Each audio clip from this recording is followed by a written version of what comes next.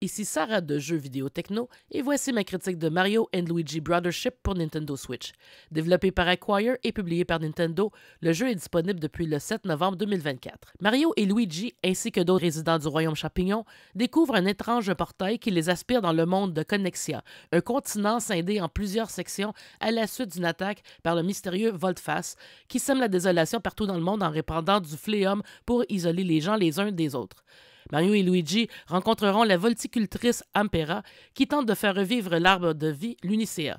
Avec l'aide du navisme, ils partiront sur les courants pour rassembler les îles perdues auxquelles ils pourront accéder au moyen d'un canon. Sixième titre principal de la série des Mario et Luigi, Brothership marque les débuts de la série sur Switch. Tout comme ses prédécesseurs, il s'agit d'un jeu de rôle au tour par tour avec des éléments d'action, de même manière que dans les premiers jeux de Paper Mario ou dans Super Mario RPG.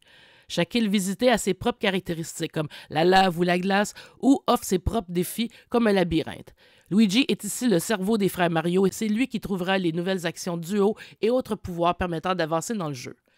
Visuellement, le jeu est agréable et on retrouve la même patte graphique que pour Mario et Luigi que dans les jeux précédents de la série. Les dialogues sont traduits en québécois et malgré les calembours parfois dignes de jeunes préados, l'humour continue de donner son charme à la série. Les habitants de Connexia parlent avec une voix qui rappelle celle des personnages d'Animal Crossing. La durée de vie est très bonne puisque terminer le jeu prendra plus de 40 heures, surtout si l'on tente de faire toutes les quêtes du jeu. Le système de navigation devient agaçant à la longue puisqu'il faut attendre que le navisme découvre de nouvelles îles, ce qui peut prendre plusieurs minutes selon la distance à parcourir, même en mode turbo. Le va-et-vient entre les diverses îles peuvent aussi finir par agacer, d'autant plus que les temps de chargement sont étonnamment longs pour un tout nouveau jeu sorti en 2024. On a beaucoup critiqué la performance graphique de Mario & Luigi Brothership, mais ce n'est pas aussi problématique que l'on pourrait croire. Cependant, le jeu souffre surtout d'une cadence mal équilibrée qui rallonge inutilement sa durée. De plus, même si de manière générale Brothership est un jeu relativement facile, il a tout de même des segments plus difficiles et frustrants, comme des missions de furtivité. Aussi, l'exécution des attaques frères spéciales peuvent donner du fil à retordre et n'est pas toujours très bien expliquée. Heureusement, les combats peuvent être grandement simplifiés grâce à diverses prises que l'on peut activer temporairement pour attaquer plusieurs ennemis à la fois ou utiliser des potions automatiquement sans perdre un tour au combat, par exemple.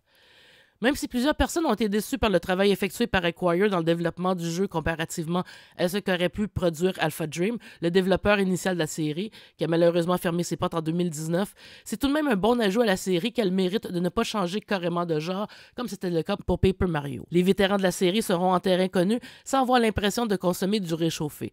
Même si l'intrigue demeure toujours plutôt prévisible, Brothership est un bon ajout à la ludothèque des amateurs de jeux de rôle.